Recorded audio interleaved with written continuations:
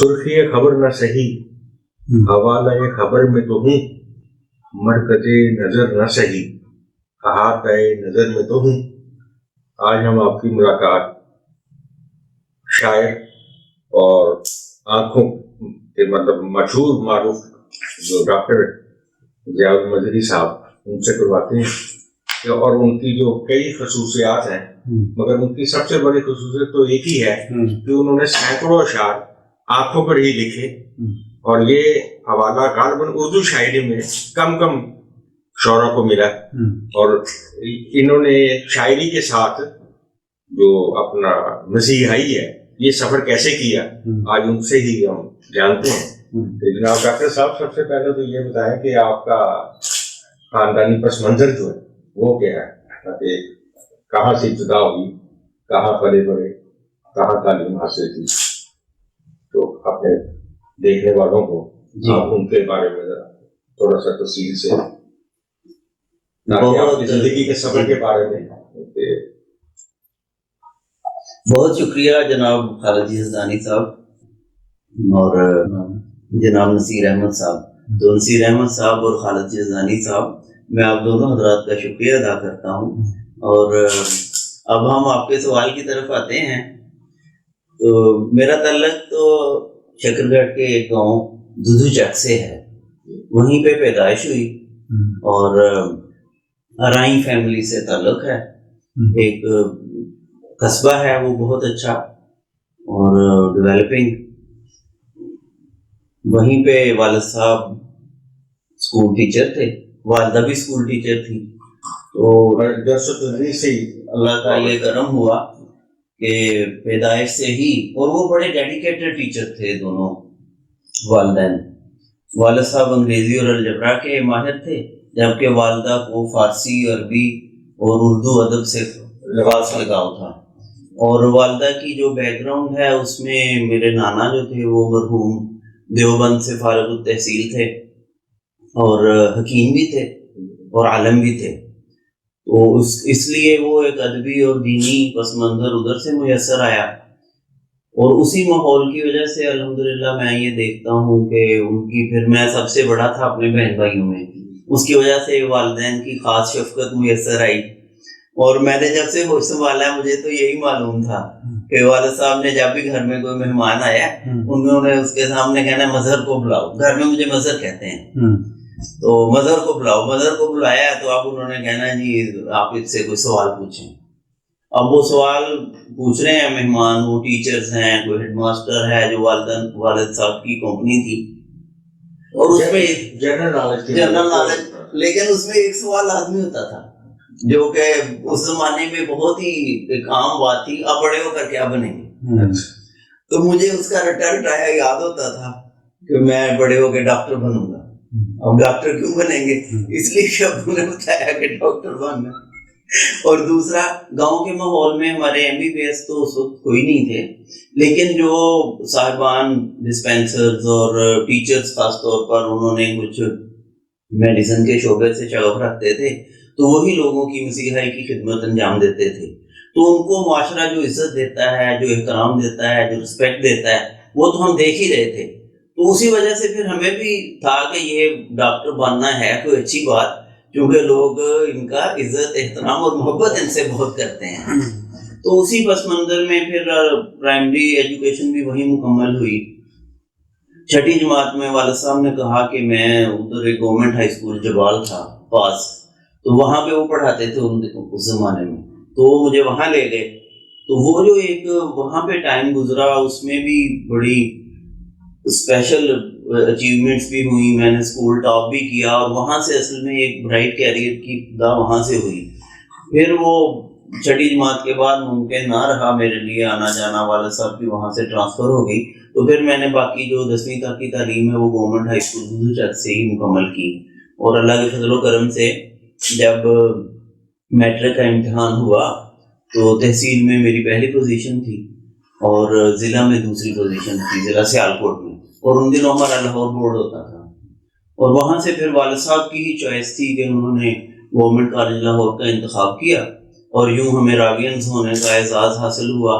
और हज़रत अल्लामा इकबाल रहमतुल्लाह अलैह के جو پڑوس میں اکثر کہتا ہوں کہ وہ کمرہ نمبر 4 تھا ان کا شاید, تو مجھے وہاں کمرہ نمبر 7 میں الاٹمنٹ ہوئی ہاسٹل میں. تو اس کالج کے ماحول میں پھر ایف ایس سی مکمل کی اور وہاں سے ایک اچھے نمبروں کے ساتھ کامیابی ملی, تو میرٹ پھر علامہ اقبال میڈیکل کالج میں آ گیا. اسی اثناء میں کچھ فضا ایسی تھی, میں ہمیشہ پروفیسر عطا محمد صاحب کا تذکرہ کرتا ہوں, ماشاءاللہ حیات ہیں. انہوں نے ایک پرائیویٹ امیدوار کے طور پر ایم اے پرشین کا امتحان دیا پنجاب یونیورسٹی میں اور وہاں سے گولڈ میڈل لیا. اور ہماری یہ خوش بختی تھی کہ ہمیں پروفیسر عطا محمد جیسا محقق, جو فارسی کا عالم تھا, پھر انہوں نے پی ایچ ڈی بھی کی, ہمیں ان سے پڑھنے کی سعادت حاصل ہوئی اردو 9ویں اور 10ویں میں, اور 8ویں جماعت تک میں نے فارسی پڑھی ہے. تو اب جب مجھے شاعری کا تھوڑا شوق اور ذوق بڑھا, مطلب شوق, شاعری کا شوق جو ہے یہ تعلیم کے دوران ہی, جی بالکل تعلیم کے دوران ہی ڈیولپ ہو گیا تھا. شعر کوئی پہلا کیا کہا ہو کوئی؟ وہ ایک بلکہ میری جو باجی ہیں میرے سے چھوٹی ہیں, تو وہ بھی ٹیچر ہیں, تو وہ اکثر ایک شعر سناتی ہوتی ہیں. تو اس زمانے میں تو کبھی کبھی مجھے شرم بھی آ جاتی ہوتی تھی کہ ہم سے تو ضیا کہیں اچھی ہے حنا, لے جاتے ہیں وہ اسے پاؤں میں لگانے کے لیے. یہ اصل میں ہوا یوں تھا کہ پروفیسر عطا محمد صاحب نے یہ ایک شعر سنایا, اور وہ بات کر بڑی مشکل باتیں کرتے تھے. اب وہ میٹرک کے بچے اور کہاں ایک فارسی کا عالم اور پی ایچ ڈی.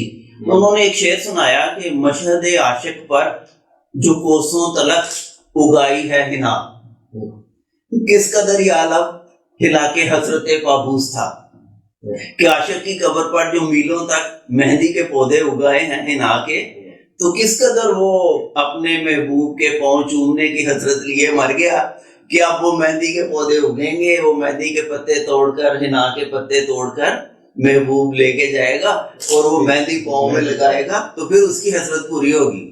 اب وہ ہمیں کہہ رہے اس کی تشریح کرو, ہم نے کیا کرنی تھی, پروفیسر صاحب نے خود ہی کی. کئی طلبا کے تو سر سے گزر جاتا. بالکل, لیکن نہ مجھے ہوا کہ میں نے بھی اسی مضمون میں شعر موضوع کرنا ہے, تو اس پہ میں نے یہ شعر لکھا کہ ہم سے تو ضیا کہیں اچھی ہے حنا, لے جاتے ہیں وہ اسے پاؤں میں لگانے کے لیے. مگر یہ آسان تشریح ہو گئی نا. ہاں آسان سی ہو گئی. تو اس طرح مطلب وہ ایک سلسلہ ایک جاری تھا. باقاعدہ استاد اس میں نہیں ہے, باقاعدہ استاد یا باقاعدہ کوئی ایسے ماحول میں جانا موقع نہیں ملا, بلکہ میرے اوپر تو ایک طرح سے ہمارے ہیڈ ماسٹر صاحب نے پابندی لگا دی تھی. ایک دن انہوں نے مجھے بلایا, کہتے ہیں بھائی بچے دیکھو بات سنو, شعر و شاعری کے لیے عمر پڑی ہے, پہلے اپنا ابھی اسکول کی آپ سے توقعات ہیں اور آپ نے بورڈ میں پوزیشن لینی ہے, اس کے بعد پھر جب موقع آئے گا تو پھر کرتے رہنا. تعلیمی نصاب پر توجہ دو, تعلیمی نصاب پہ توجہ دو. شاعری کو اچھا نہیں سمجھتے تھے, اگر اس پر دے گا تو وہ امتحان جو ہے نا, وہ جو عمومی کانسیپٹ ہے کہ وہ تو پھر بیکار ہو جائے گا. اور اب تک وہ چل رہا ہے, وہ عام لوگوں میں یہی تصور ہے کہ لٹریچر. یہ شاعری بھی ہے خدا داد ہے, کیونکہ بس وہ اللہ کا کرم ہوا کہ ایف ایس سی کے بعد پھر اس میں تھوڑی سی اور مہمیز ہوئی بی ایڈ میں, اور کچھ میڈیکل کالج میں بھی سلسلہ چلتا رہا. لیکن اس میں پھر جناب خالد یزدانی صاحب کا ہی مشکور ہوں کہ یہ جو شاعری کا سفر ہے اس میں آپ کا میرے اوپر ایک احسان ہے جو شاید آپ کو یاد نہ ہو. وہ ہوا یوں تھا کہ 2010 میں ڈاکٹر عافیہ صدیقی کے اوپر میں نے ایک نظم لکھی, دختر امت, اسلام کی بیٹی ہوں حیا اور ہے میری, ہے عزم میرا پختہ رضا اور ہے میری. وہ میں نے ہمت کر کے تو آپ کا جو نوایوت کا ادبی صفحہ ہے اس میں سے کسی طرح آپ کا ایڈریس ڈھونڈا اور آپ کو مخاطب کر کے تو ایک ساتھ لکھ کے تحریر کے لیے میں نے نظم لکھی ہے ڈاکٹر عافیہ کے بارے میں, تو اپنے ادبی صفحے پر اس کو جگہ دے کر مشکور فرمائیں. تو خالد یزدانی صاحب کا یہ احسان اس لیے ہے کہ انہوں نے اس کو شائع کر دیا نوایوت میگزین کے ادبی صفحے پہ. وہاں سے مجھے پہلی دفعہ احساس ہوا کہ میں جو لکھتا ہوں, جو میں خیال کرتا ہوں, جو کوشش کرتا ہوں, وہ شاید کچھ قابل قدر ہے. मतलब इसमें छपने ओके, के दूसरों तक पहुंचे वो। जी, कि आपका नाम तो हम हमेशा से पढ़ते थे और शबब भी होता था पुराना, मशरक अखबार के जमाने से हम बच्चों का सफा और अदबी सफात पढ़ते चले आए थे। तो जब आपने उसको जगह दे दी अपने अखबार में, तो फिर उससे मुझे इनकरेजमेंट हुई कि इस काम को संजीदगी से लिया जाए, और दोस्त अहबाब ने भी बड़ी हौसला अफजाई की, उसको पढ़कर बड़े अच्छी मतलब एक दाद मिली। तो फिर वो मैंने बाकायदा तौर पर लिखना शुरू किया और अपना पुरानी डायरियां निकाल वो मेरा ख्याल है वो सुप्रीम कोर्ट के एक माहिर कानून है शकी खान साहब, उन्होंने भी आपका हवाला दिया मुझे। जी जी, उनको आप जानते थे और उनसे भी ऐसे ही बस तारुफ हुआ। अब ये कई दोस्त मुझसे पूछते हैं, मैं कहता हूँ कि मेरा शोबा भी तो अल्लाह पाक ने ऐसा अता फरमाया है कि वो शोबा शायरी में तरक्की का बायस बनता है, और शायरी का शोबा उस शोबे में खूबसूरती और नजाकत का एहसास लेके आता है। तो दोनों एक दूसरे को कॉम्प्लीमेंट करते हैं कि कितने ही माशाल्लाह जो तकी साहब जैसे अहबाब हैं, उनसे मुलाकात तो आंखों की निस्बत से हुई, अच्छा, लेकिन मगर फिर वो दिल तक पहुंची, और फिर वो दिल तक पहुंची और फिर वो तलक आगे बढ़ा, और अल्हम्दुलिल्लाह फिर वो अच्छे लिखने वालों में है वो कानून के साथ। तो उन्होंने भी कदर अफजाई की और आपको रिकमेंडेशन दी, तो फिर आपसे एक तल्लुक़े खातर उस्तवार हुआ और बात आगे बढ़ी। तो यूं जब वो नज्म आपके मैगजीन में शाया हुई, तो वहां से फिर मैंने कंपोजिंग शुरू की और उसको किताब की शक्ल दी। किताब चश्मे बीना जो है जी, ये बाद में आई है आपके? ये तो फिर 2016 में हमने फिर उसको खुद ही शाया किया है। माशाल्लाह बहुत अच्छी किताब भी दिल से शाया हुई है, और उसमें भी फिर मैंने उस वक्त भी आपसे बराह रास्त मुलाकात तो नहीं हुई थी जब वो किताब शाया हुई, तो मैंने जी आपका तबसरा उस पे शाया हुआ था। उन्वान से समझ में कहानी ना आएगी, अब जा चुकी पलट के जवानी ना आएगी, और कदमों से लग के सबके चलेगी हमारी खाक, लेकिन किसी के हाथ निशानी ना आएगी। हम तो अब मतलब वो दौर है, अब डॉक्टर साहब का दौर है। कितना की शायरी है? उर्दू शायरी है, उर्दू की शायरी है। वो एक शेर हमारे एक पेशेंट थे, उनका नाम मेरे ज़हन से निकल गया है, ये लेटन रहमतुल्लाह अस्पताल टाउनशिप में, वहाँ मैंने 2.5 साल काम किया। तो एक दिन वो तशरीफ लाए, तो बिल्कुल खमीदा कमर और वो असा हाथ में, तो उनको भी एहसास हुआ कि ये जो बच्चा है ज़ियाउल नज़री, इसको वो शायरी से शगफ है। तो एक शेर उन्होंने मुझे खास तौर पर अनायत किया,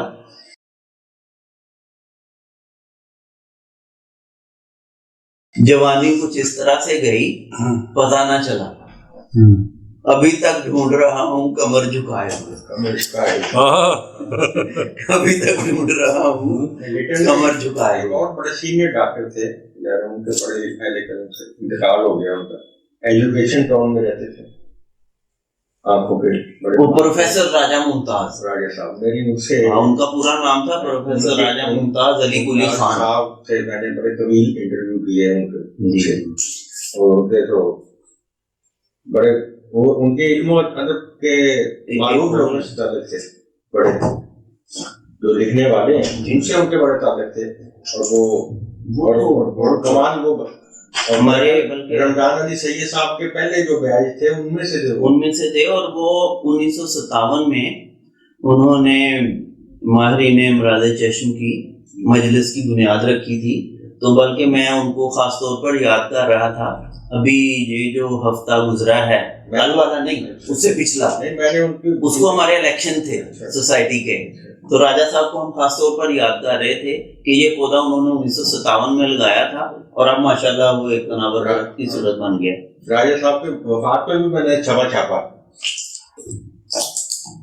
ये जनाब सरवर का इनकी आपने मजमूआ नहीं देखा इनका? अच्छा, ये आप इसको देखेंगे प्रिंटिंग तो आपको पता लगेगा कि जितनी अच्छी शायरी है उतना अच्छा शाया भी हुआ है। क्या खूबसूरत बात। अच्छा, शुरू करें, जारी रखें? जी डॉक्टर साहब वो बता रहे थे कि वो शायरी का जो डॉक्टर आफिया सिद्दीकी को, हाँ, वो जब 2010 में किताबी शक्ल में आपने, फिर मैंने उसको कंपोज करना शुरू किया आहिस्ता आहिस्ता। फिर आपको पता है जैसे हमारी डॉक्टर साहबान की मसरूफियात होती हैं कि वक्त तो ज्यादा उसी में, आंखों की मसीहाई में और उनके इलाज में ही गुजरता है। करते कराते 2016 में اس کا چشم بینا کے نام سے وہ مجموعہ شائع ہوا، اور ہم پھر دوبارہ اس سعادت سے پھر محروم رہے کہ اس کو کسی شاعروں کی مجلس میں یا کسی مشاعرے کی زینت بنتا۔ اس کی بجائے دوبارہ ہم نے لاہور کی میٹنگ ہو رہی تھی آپتھالمولوجیکل سوسائٹی آف پاکستان کی، انجمن ماہرین امراض چشم کی، تو اس کی اناگریشن میں ہی انہوں نے کوئی 10 منٹ مجھے عنایت کر دیے پریزیڈنٹ نے، اور وہاں پہ ہم نے اس کا باقاعدہ جو بک کی لانچنگ تاریخی تقریب منعقد کی۔ تو پروفیسر داؤد ہیں خان ہیں پشاور کے، بڑی حوصلہ افزائی انہوں نے فرمائی، اور پھر میں نے تمام اپنے جو احباب آئے ہوئے تھے آئی اسپیشلسٹ، ان کو پھر یہ مجموعہ مفت یعنی ایک گفٹ کے طور پر تحفہ ان کی خدمت میں پیش کیا۔ تو اللہ کا شکر ہے کہ اس کے بعد پھر ایک اور انکریجمنٹ ہوئی، آپ نے بھی اس کا تبصرہ شائع کیا، جنگ میگزین میں بھی شائع ہوا، تو اس سے پھر ایک مزید پہچان عطا ہوئی، اور اب الحمدللہ میں ایک اور شعری مجموعے پہ کام کر رہا ہوں جس کا نام ہم نے دل بینا تجویز کیا ہوا ہے، تو انشاءاللہ بہت جلد وہ بھی کتابی صورت میں آپ لوگوں کے ہاتھ میں ہوگا۔ تو یہ الحمدللہ ایک جو سفر ہے وہ اپنے انداز میں خاموشی کے ساتھ جاری ہے، آنکھوں کے علاج کا بھی، اور اللہ پاک سے ہم یہی آرزو رکھتے ہیں کہ ہمارے دلوں کو بھی سیدھا کر دے اور دلوں کا علاج کرنے کی بھی توفیق مرحمت فرمائے۔ اور حضرت اقبال رحمۃ اللہ علیہ کا ایک شعر میں اکثر سناتا ہوں، نقل کرتا ہوں، وہ اس چشم بینا کے بھی شروع والے صفحات پہ لکھا ہوا ہے، دل بینا بھی کر خدا سے طلب، آنکھ کا نور دل کا نور نہیں۔ یہ تو علامہ صاحب نے لکھا ایک شعر، اور کئیوں نے ہو سکتا ہے 2-4 لکھے ہوں، تو آپ نے تو درجنوں لکھ لیے ہیں، تو اس کی بھی کوئی کیا پس منظر ہے؟ بس اپنے شعبے سے محبت کی وجہ بھی ہے؟ ہاں، مجھے بلکہ ایک دفعہ ہمارے ایک ڈائریکٹر جنرل بھی رہے ہیں، سینئر ساتھی ہیں ڈاکٹر اکمل بھٹی، انہوں نے ایک دفعہ سب سے یہ سوال پوچھا کہ آپ لوگوں کو اگر دوبارہ موقع مل جائے اسپیشلٹی چوز کرنے کا تو آپ کیا کریں گے؟ میں نے کہا جی میں دوبارہ آئی اسپیشلسٹ ہی بنوں گا۔ کہنے لگے کہ یہ بہت بڑا خراج تحسین ہے آپ کا اپنی اسپیشلٹی کو کہ آپ دوبارہ آئی اسپیشلسٹ بننے کو ہی ترجیح دے رہے ہیں۔ تو اس میں تو کوئی شک نہیں ہے کہ الحمدللہ ایک جذبے محبت کے ساتھ میں آنکھوں کے امراض اور آنکھوں کے بارے میں جو معلومات ہیں ان کو ادبی رنگ میں ڈھال کر عام آدمی تک پہنچانا، یہ بھی میرا ایک خاص شوق ہے۔ اور مجھے بلکہ ایک دفعہ ہم نے مقالہ میں نے پڑھا ایک چشم خشک پہ، اس کو ہم کہتے ہیں ڈرائی آئیز۔ ڈرائی آئیز آج کل کمپیوٹر کا زمانہ ہے، اسکرین کا دور ہے، تو ڈرائی آئیز بہت بڑا ایشو ہے۔ تو میں نے بوربن میں ایک انٹرنیشنل بین الاقوامی کانفرنس تھی، اس میں میں نے خشک آنکھوں کے موضوع پر مقالہ پڑھا، تو اس میں ایک نظم تھی چشم خشک، وہ بھی شامل تھی۔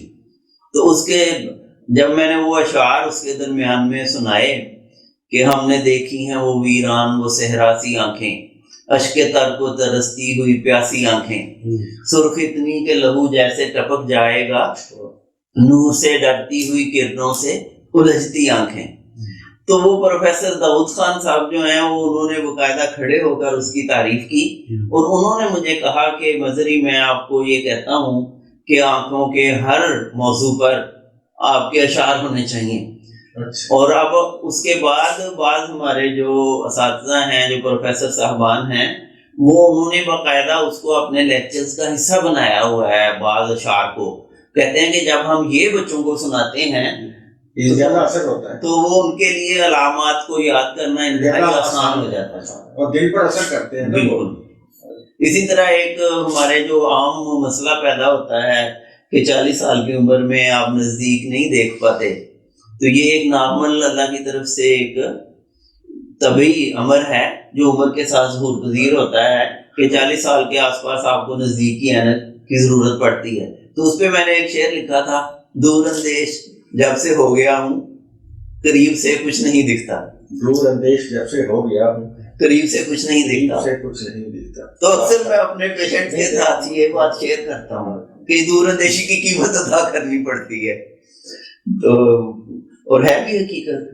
نہیں تو اس کو ایک شعر میں اسلوب سے بیان کرنا بھی ایک فن ہے، جی بالکل. اور یہ اللہ تعالیٰ کی عطا ہے جو آپ کو یہ کسی کو ملتی ہے. یہ اللہ پاک کا شکر ہے کہ میں جی سائنسی باتوں کو بھی آپ بیان کر اشعار میں پڑھے، اور وہ اس میں بھی آسان شاید تاکہ وہ عام آدمی کو بھی اس کی سمجھ آ جائے. تو اس میں تھوڑا سا ایک ہے کہ یہ جو طب کا شعبہ بہت وسیع ہے، تو اس شعبے کا انتخاب کی کوئی خاص وجہ تھی؟ وہ تو میں نے جیسے آپ کو پہلے عرض کیا نا کہ والد صاحب نے اس کے لیے انتخاب پہلے کیا ہوا تھا کہ مظہر کو ڈاکٹر بنانا ہے، مگر شعبے کا تو آنکھوں کا جو شعبہ ہے، ہاں اس کی بھی ایک چھوٹی سی کہانی اگر اجازت ہو تو میں مختصر بتا دیتا ہوں کہ میں نے جب علامہ اقبال میڈیکل کالج سے MBBS کا امتحان پاس کر لیا تو مجھے ہاؤس جاب کے لیے بچوں کے شعبے میں چانس ملا. تو ایک تو وہاں پہ بہت زیادہ ہوتی ہے میزریبلٹی اور بڑی پریشانی والا وارڈ ہوتا ہے کہ بچوں کے صحت کے معاملات بڑے ہی نازک ہوتے ہیں. تو دل روز ہی رنجیدہ ہوتا تھا کہ وہاں پہ ایک آدھ تو وفات چھوٹے بچوں کی ہو ہی جاتی ہے بچوں کے شعبے میں، وہ دل پر اثر ہوتا تھا. ہاں تو دوسرا یہ ہوا کہ وہ پروفیسر صاحب کچھ ان کا رویہ اتنا مثبت نہیں تھا اپنے شاگردوں کے لیے. دل برداشتہ. ہاں تو میں وہ دل برداشتہ ہوا. اس وقت تک آنکھوں کا سوچا نہیں تھا؟ نہیں، میرا اس وقت میڈیسن کا اور سرجری کا ہی خیال تھا. تو پھر جب دوسری مرتبہ روٹیشن آئی تو پھر ہمیں موقع ملا تو میں نے آنکھوں کا شعبہ چوز کر لیا. تو آنکھوں کے شعبے میں پروفیسر واسم محی الدین قادری رحمۃ اللہ علیہ ہمارے استاد ہیں. اس کتاب میں چشم بینا میں 3 نظمیں میں نے ان کے بارے میں لکھی ہیں، وہ شامل ہیں. وہ بڑے ہی اللہ کے ولی اور بڑے ہی نیک انسان تھے اور انتہائی قابل ماہر امراض چشم تھے. تو ان سے ایسی محبت ہوئی اور انہوں نے اتنی شفقت کی ہمارے اوپر کہ ہمارے کیریئر کا رخ ان کی اس محبت کی وجہ سے مستقل طور پر متعین ہو گیا اور ہم نے آئی کے ہی شعبے کو اپنے کیریئر کے لیے انتخاب کر لیا ان کی مشاورت اور ان کی رہنمائی میں. اور اسی طرح وہاں پہ پھر جب پروفیسر واسم محی الدین قادری رحمۃ اللہ علیہ کے ساتھ کوئی 1 سال کا عرصہ کم و بیش مکمل ہوا تو پھر مجھے موقع ملا لیٹن رحمۃ اللہ ہسپتال میں میری سلیکشن ہو گئی. تو وہاں ڈاکٹر محترم طارق سعید صاحب جو امریکہ سے آئے تھے نئے پاکستان میں، تو ان کی میت میں کام کرنے کا موقع ملا. تو وہاں پہ میں نے پھر پارٹ 1 بھی کر لیا اور طارق سعید صاحب نے تو واصف صاحب کی لگائی ہوئی اس محبت کو بالکل 2 چند کر دیا. اور پھر میں نے آنکھوں کے علاوہ اور کچھ سوچا ہی نہیں کیریئر کے لحاظ سے. پھر ساری توجہ ادھر ہی ہو گئی. 90 میں نے MBBS کیا تھا تو 94 میں پھر ابتدائی جو FCPS کا پہلا امتحان پاس کیا، 98 میں دوسرا کیا اور پھر اللہ پاک نے ہمت دی تو میں سعودیہ گیا. وہاں سے انگلینڈ جانے کا موقع ملا اور وہاں میں نے ڈمبرا اور گلاسگو سے پہلی ہی کوشش میں اللہ کے فضل و کرم سے FRCS ڈمبرا اور FRCS گلاسگو دونوں میں کامیابی حاصل کی. ڈاکٹر صاحب آپ نے ایک بات یہ کی کہ کمپیوٹر کی وجہ سے، زیادہ دیکھنے کی وجہ سے، زیادہ آنکھ کے کام کرنے کی وجہ سے وہ خشک ہو جاتی ہیں. اس پہ آپ نے بڑے خوبصورت اشعار کہے ہیں. تو اس کا کوئی مختصر کوئی اس کا کیا ہے احتیاطی تدابیر کیا آپ سمجھتے ہیں؟ چونکہ آپ کا یہ سوال بہت ہی موجودہ زمانے کے لحاظ سے اہم ہے. جی اس کو ہم کہتے ہیں سکرین وین سنڈروم. جی کہ پردہ سیمی یا پردہ سکرین کی وجہ سے پیدا ہونے والی علامات.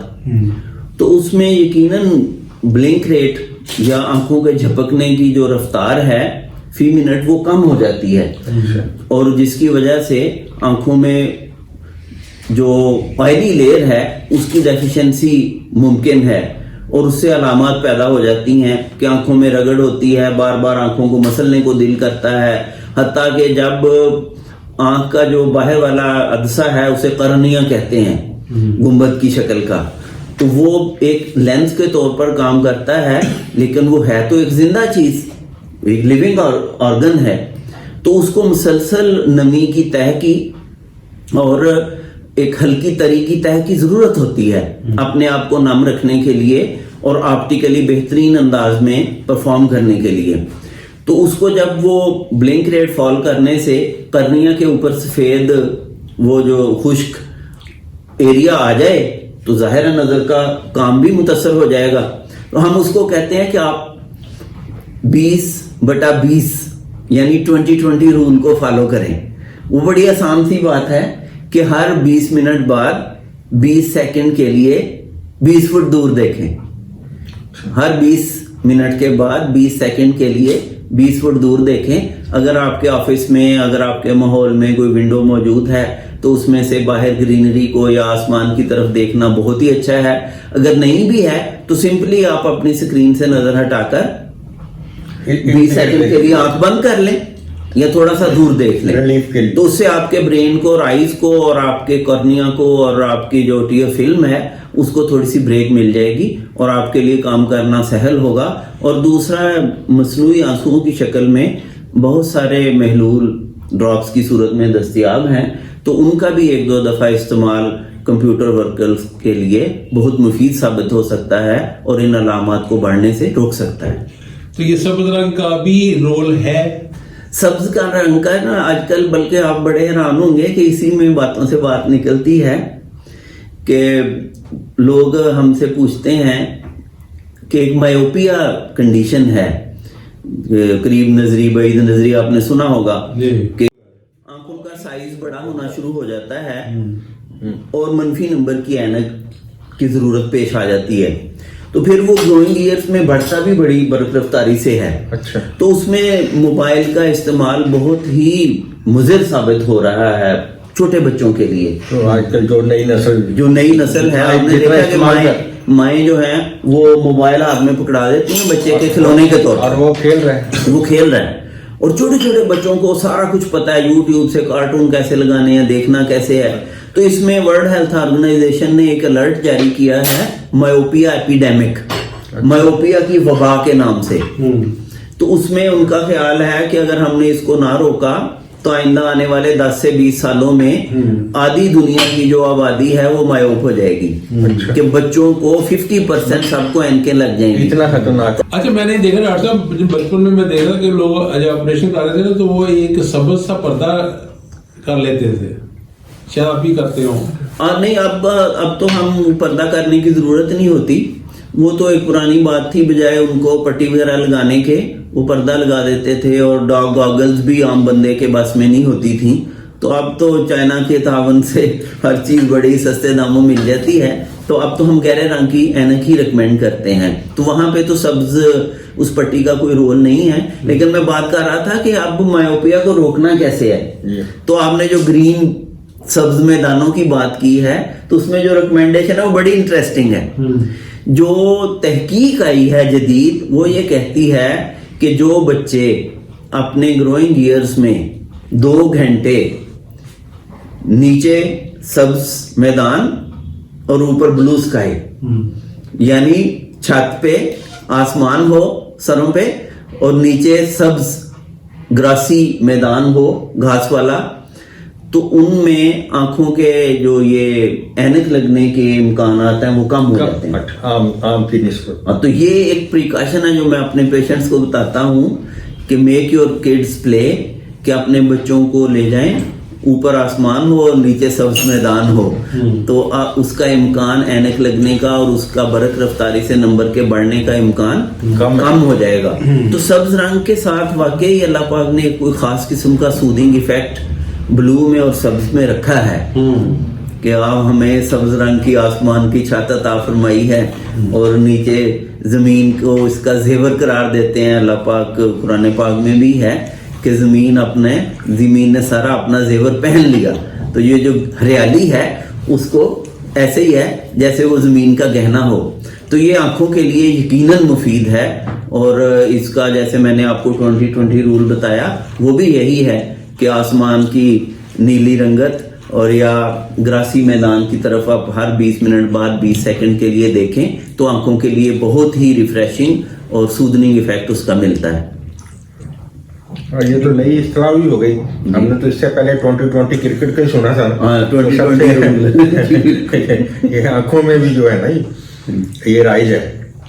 अब तक जो आंखों के सिलसिले में आप काम कर रहे हैं, इसमें क्या दुनिया में नई, कल के दौर की निस्बत आज क्या उसमें नई जदीद टेक्नोलॉजी का?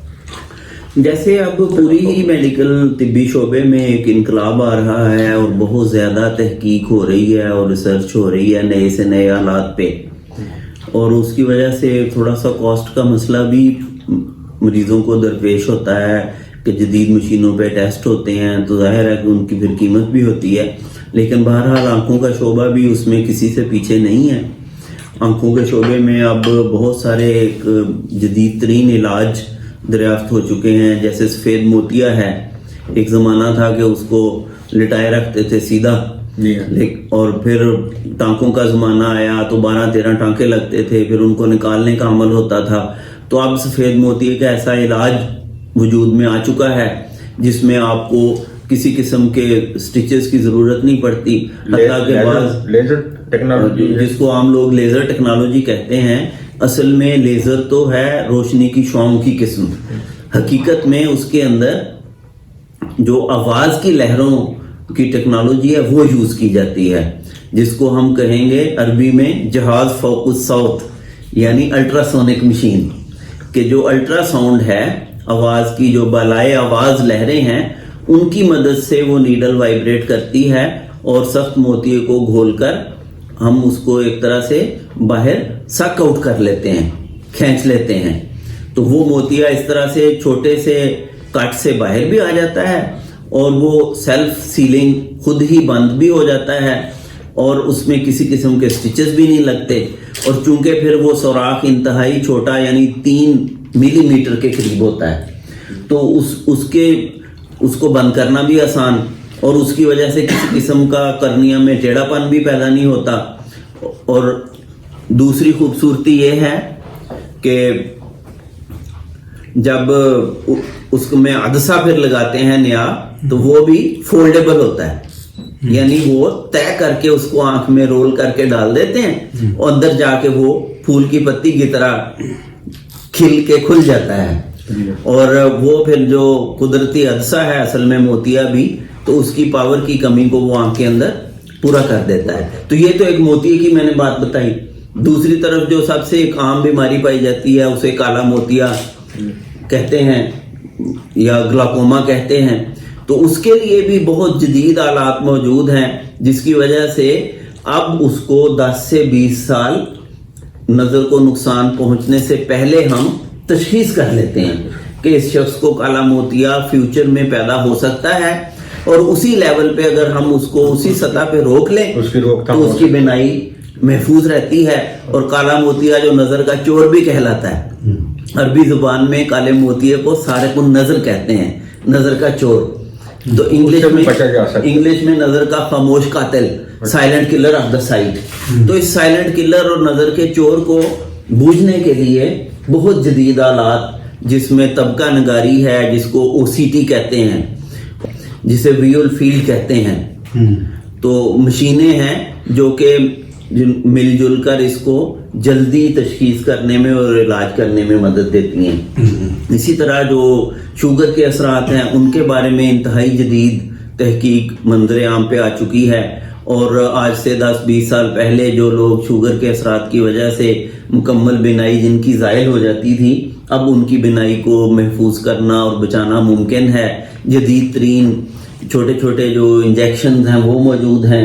जदीद तरीन लेज़र शॉम की मदद से उनकी बिनाई को बचाया जा सकता है और शुगर के लिहाज से जो मुज़र असरात हैं उनको भी कंट्रोल किया जा सकता है। तो ये तकरीबन पूरे के पूरे शोबे में ही मशीनों की हुक्मरानी नज़र आएगी। क्योंकि आंख छोटी है तो मशीनें बड़ी बड़ी हैं, उसको तशखीस करने के लिए, देखने के लिए बेशुमार कैमरे हैं, सॉफ्टवेयर्स हैं।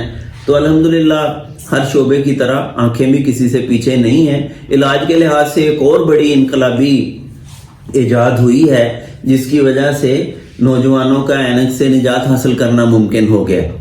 कि जो माइनस नंबर की ऐनक है, जो आंख का साइज बड़ा होने से लगती है, اس کو اب ہم مکمل طور پر بہت محفوظ طریقے سے 99% سیفٹی اور حفاظت کے ساتھ بغیر بڑی پیچیدگیاں پیدا کیے ہمیشہ کے لیے اینک سے نجات حاصل کی جا سکتی ہے.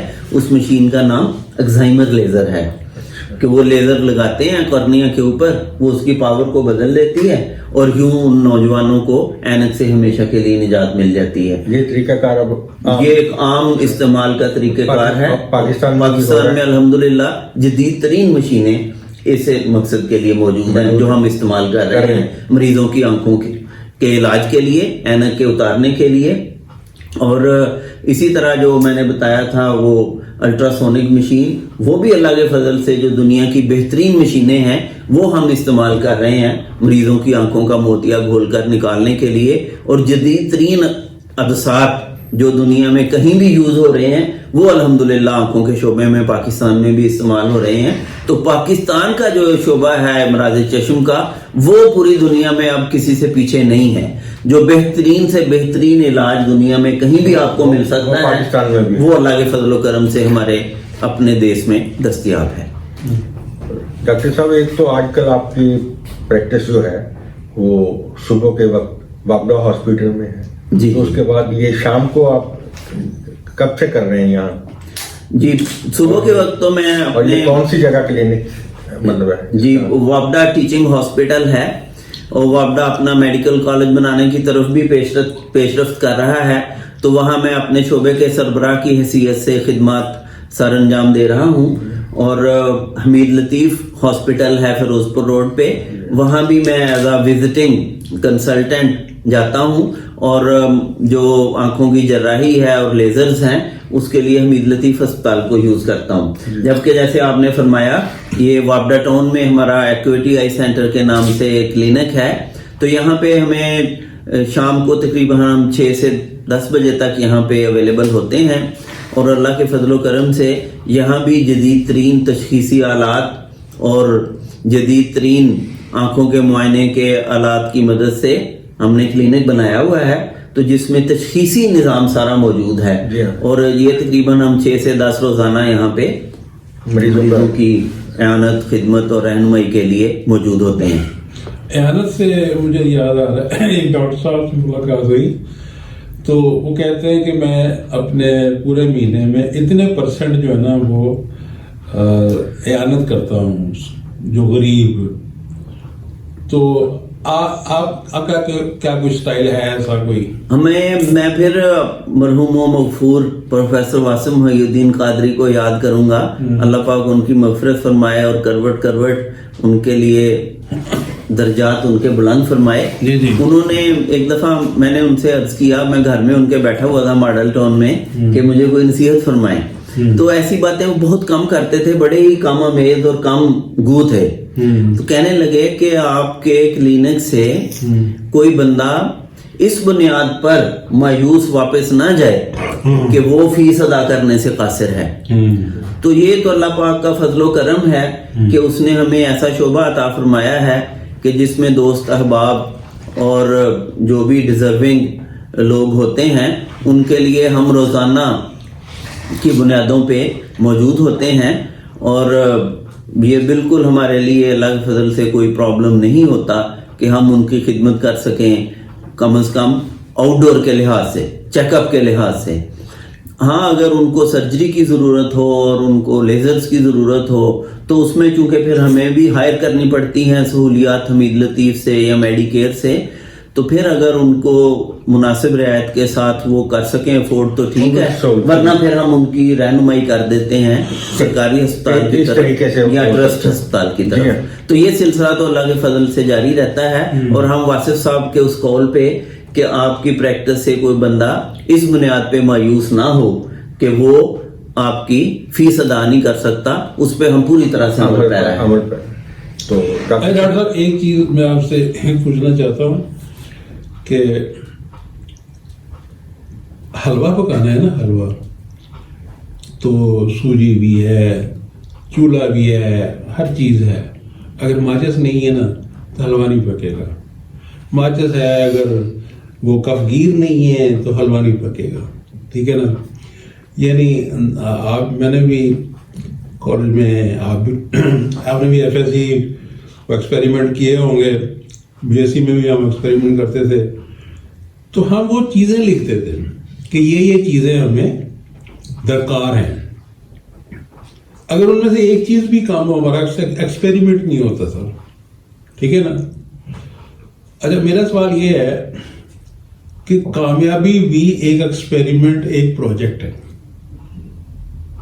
और ख़ास तौर पे आज का जो नौजवान है मायूस, और उसके ज़हन में ये बैठ गया है कि पैसे को पैसा कमाता है, ठीक है ना जी, हालांकि ऐसी बात नहीं है।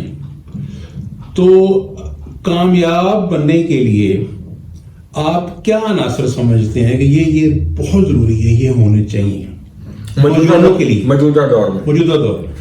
मैंने तो अक्सर ये बात करता हूँ, आपने मौजूदा दौर पे चूंकि बहुत जोर दिया है, तो ये मैं अक्सर अपने पेशेंट्स के साथ भी और जो मेरे स्टूडेंट्स हैं उनके साथ भी कभी कभी बात होती है, तो मैं उनको एक बात, मतलब मैं उस आखिरी बात की तरफ पहले आ गया हूँ कि जो मौजूदा दौर है ऐसी कोई बात नहीं है।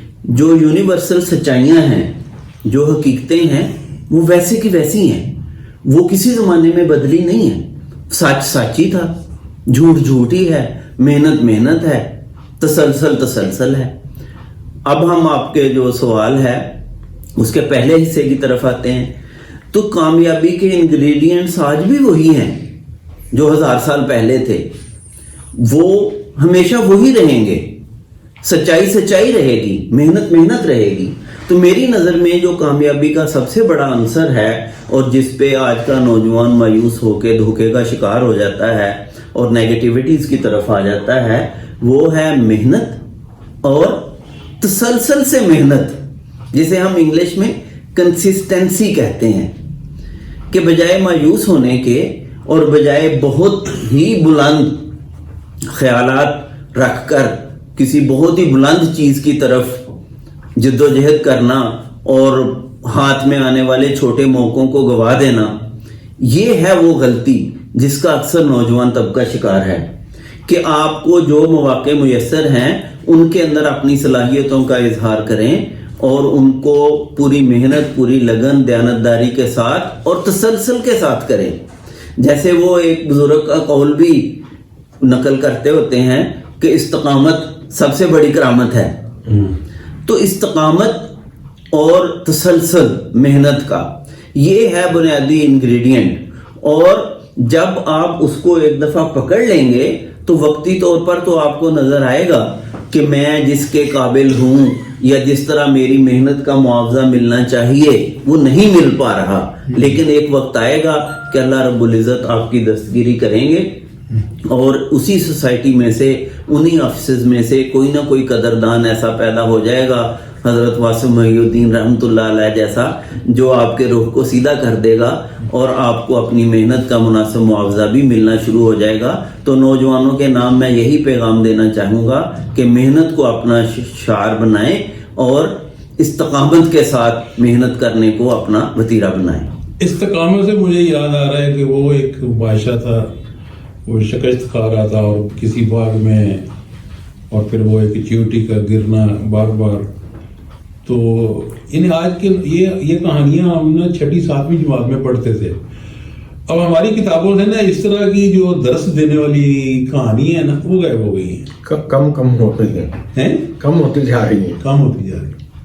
वो मेरा ख्याल है कि मीडिया का सैलाब मतलब ये मुझे याद आ रहा है कि ये एक बाबा जी जो है वो सेब लगा रहे हैं और दरख्त लगा रहे हैं कोई फल का। तो बच्चा पूछ रहा है, जी बाबा जी आपकी कमर तो झुकी हुई है, जब ये पौधा बड़ा होगा तो आप तो नहीं होंगे। तो उन्होंने कहा भाई बेटा बात ये है, औरों ने लगाए, हमने खाए, हम लगा रहे हैं और खाएंगे। अब ये वो जमाना चेंज हो गया, वो कहते हैं जी खुद ही पकाओ खुद ही खाओ। नहीं, अब ऐसे तो नहीं है। देखिए ना, आज हम जिस टेक्नोलॉजी से फायदा उठा रहे हैं, तो कुछ लोगों ने अपनी जिंदगियां लगाई ना, तहकीक की, कुछ डिस्कवरीज की, तो आज हम उनसे मुस्तफीद हो रहे हैं। तो अगर आज हम कुछ कंट्रीब्यूट करके कुछ कौम को, कुछ इंसानियत को दे के जाएंगे, तो आइंदा आने वाले लोग उससे मुस्तफीद होंगे।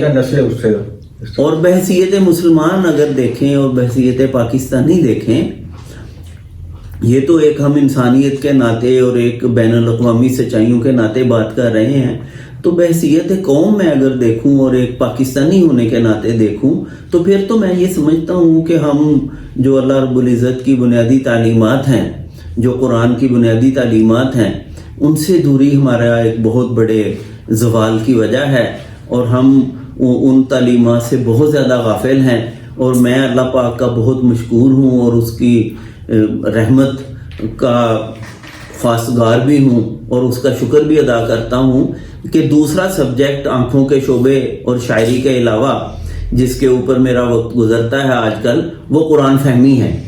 اور قرآن فہمی کے لیے میں اس کو بچوں کو بھی یہی تلقین کرتا ہوں، اپنے بچوں کو بھی یہ کہتا ہوں، اپنے خاندان کے نوجوانوں کو بھی کہتا ہوں، اور آج آپ کے کیمرے کی توسط سے میں پوری قوم کے نوجوانوں سے یہ کہتا ہوں کہ اللہ رب العزت نے آپ کو جو قیمتی موبائل عطا فرمائے ہیں، جو بہترین لیپ ٹاپ عطا فرمائے ہیں، تو ان کا بھی ایک شکر نعمت ہے۔ ان کا شکر نعمت یہ ہے کہ یہ سارے جو ملٹی میڈیا ذرائع ہیں، ان کو اللہ رب العزت کا کلام سمجھنے کے لیے، نبی پاک صلی اللہ علیہ وسلم کے سیرت کے مطالعہ کے لیے بھی استعمال کریں۔